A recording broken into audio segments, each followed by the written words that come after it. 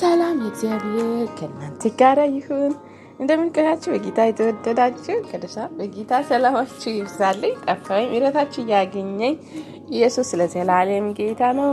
የእግዚአብሔርን ቃል ለመስማት ጥቂት ደቂቃ ይኑራችሁ። በየዕለቱ አንድ ምዕራፍ ማንበብን እንዳትረሱ። ማለዳችን በክርስቶስ ቃል ጀምሩ። ተባረኩ። ወደ ዛሬው ሀሳብ እንመለሳለን። ጸጋ ይብዛልን። የእስራኤል ጥንት ነገርን አሳስባለሁ። ድምፄንም ከፍ አድርጌ ወደ አምላኬ ወደ እግዚአብሔር ጮኩ። ይሰማኝም ዘንድ ወደ እግዚአብሔር ጮኩ። በመከራዬም ቀን እግዚአብሔርን ፈለግኩት።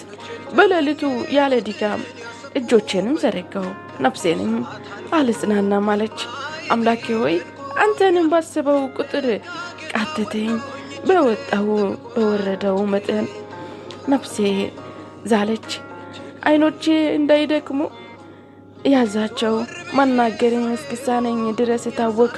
የድሮውን ዘመን አስባለሁ፣ የጥንት ዓመታቶችንም አወጣጥናለሁ። ዝማሬን በሌሊት አስታውካለሁ። ልቤ ከልቤ ጋር ተጫወተው፣ መንፈሴንም ተናቃቅቶ እንዲህም ስል ጠየቀኝ፣ ለመሆኑ ጌታ ለዘላለም ይጥላልን? ከእንግዲህስ ከቶ በጎነት ማያሳየንምን? ምሕረቱስ ለዘላለም ጠፋን?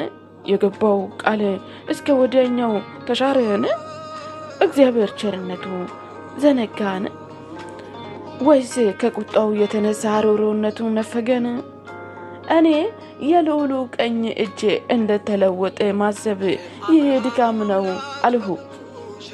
የእግዚአብሔር ስራ አስታውሳለሁ፣ የጥንቱን ታምራትንም በእርግጥም አስታውሳለሁ። ስራው ሁሉም አሳስባለሁ፣ አሰላስላለሁ። ድንቅ ስራውንም ሁሉም አወጣጥናለሁ። አምላክ ሆይ መንገዴ ቅዱስ ነው። እንደ አምላካችን ያለው ታላቅ አምላክ ማን ነው? ታምራትንም የምታደርግ አምላክ አንተ ነህ። በሕዝቦች መካከል ኃይልም ትገልጣለህ። የያዕቆብና የዮሴፍን ልጆች ሕዝብን በክንድ ተቤዥተ አምላክ ሆይ ወደ ውሆችንም አየው። ውሆችንም አንተንም አይቶ ተሸማቀቁ፣ ጥልቆችም ተናወጡ። ደመናትን ውሃን አንተባተበ፣ ሰማይም አንጎዳጎደ። ፍላጾቹም ዙሪያንም አብለጨለጩ።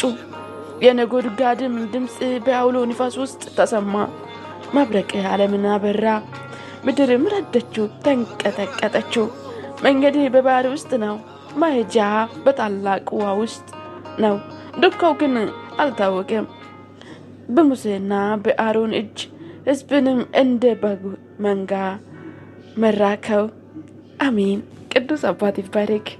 እኛንም እየመራ ያለ መንፈስ ቅዱስ የተመሰገነ። ጸጋ ይብዛልን። ሰላማችሁ ይብዛ።